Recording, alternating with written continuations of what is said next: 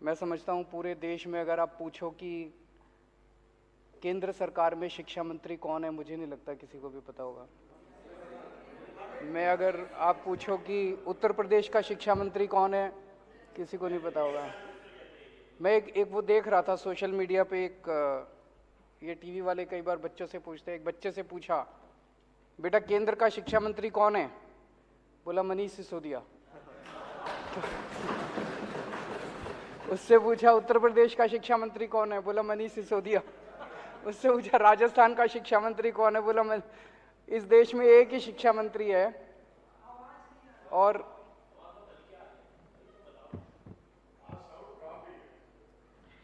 इस देश में एक ही शिक्षा मंत्री है। और अब तो ऐसे लगता है जैसे पूरी दुनिया में एक ही शिक्षा मंत्री है। अगर अमेरिका वालों से पूछो कौन शिक्षा मंत्री, तो वो भी कह रहे हैं भाई मनीष सिसोदिया।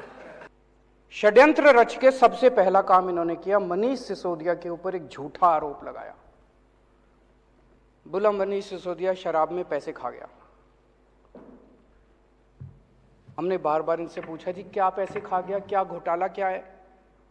तो सच होता है, सच एक होता है, झूठ कई होते हैं उसके। तो इनका एक आदमी बोला जी 1.5 लाख करोड़ रुपए का शराब घोटाला हो गया। 1.5 लाख करोड़ तो दिल्ली का बजट ही नहीं है, इतना शराब घोटाला कहां से हो गया? फिर इनका एक प्रवक्ता था, एक बड़ा सीनियर लीडर, एक डिबेट में बैठा था, वो कहता है 8,000 करोड़ रुपए का घोटाला हो गया। तो मैं देख रहा था, सौरभ उसके साथ था। सौरभ ने पूछा घोटाला क्या है? तो वो कुछ कागज लेके बैठा था। बोला घोटाला, उसको समझ ही ना आए घोटाला क्या है। ये अभी आज है नहीं, आठों को अगर आप अगले अलग अलग कमरे में बिठा देते और एक एक से पूछते बेटा घोटाला क्या है, तो 5 को तो पता ही नहीं होता घोटाला क्या है। 3 अगर कुछ बताते तो ये कुछ बताता, ये कुछ बताता और ये कुछ बताता, क्योंकि झूठ तो अलग अलग होता है ना। मैंने पिछले जन्म में कुछ पुण्य किए होंगे जो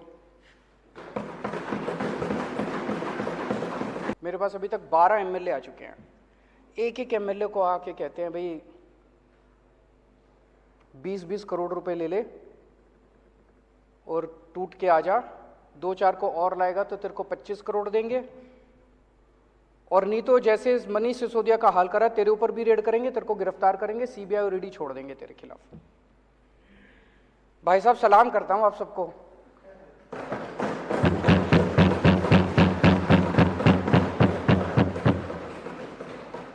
कोई नहीं टूटा, एक भी नहीं तोड़ पाई अभी तक।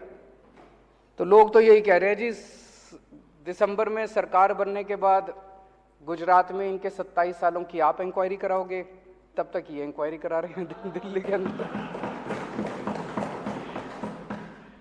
अगर आज हम गुजरात चुनाव अनाउंस कर देना भाई गुजरात चुनाव हम नहीं लड़ेंगे, ये सारी इंक्वायरी बंद हो जाएगी, सारी ईडी बंद, सीबीआई बंद, सब खत्म।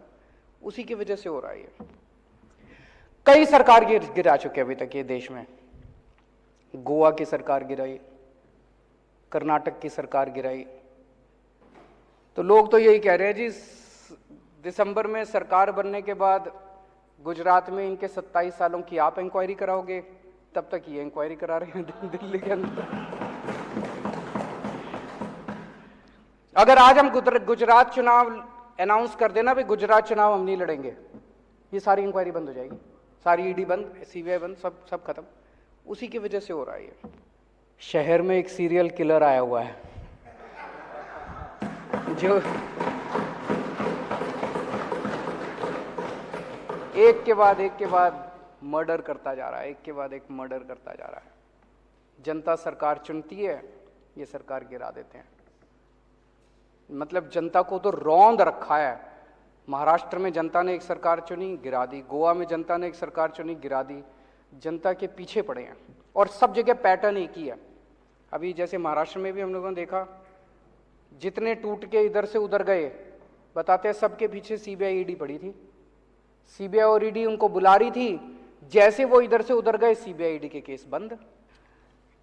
ये जितनी जीएसटी, ये जितना महंगाई हो रही है, इतना जीएसटी लगा दिया इन लोगों ने, ये सारा पैसा कहां जा रहा है? ये सारा पैसा 2 चीजों में जा रहा है। एक अपने अरबपति दोस्तों के कर्जे माफ करते हैं और दूसरे ये एमएलए खरीदते हैं। इन 2 चीजों में जा रहा है।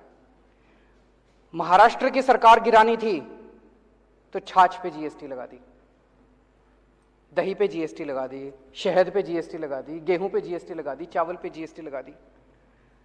अगर अपने एक दोस्त का कर्जा माफ करना होता है पेट्रोल के दाम बढ़ा देते हैं, दूसरे के दोस्त का कर्जा माफ करना होता है डीजल के दाम बढ़ा देते हैं। अगर गोवा की सरकार गिरानी होती है यहां पे जीएसटी बढ़ा देते हैं।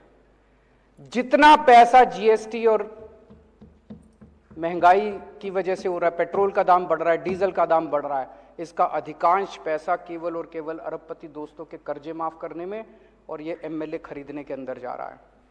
अब ये कह रहे हैं झारखंड की सरकार गिरने वाली है, देख लेना शर्तिया तौर पे मैं कह रहा हूं अगले 10 दिन के अंदर कहीं ना कहीं जीएसटी या पेट्रोल या डीजल के दाम ना बढ़ जाए तो बढ़ेंगे, और वो सारा पैसा जो है वो एमएलए खरीदने के लिए जाएगा इनका झारखंड।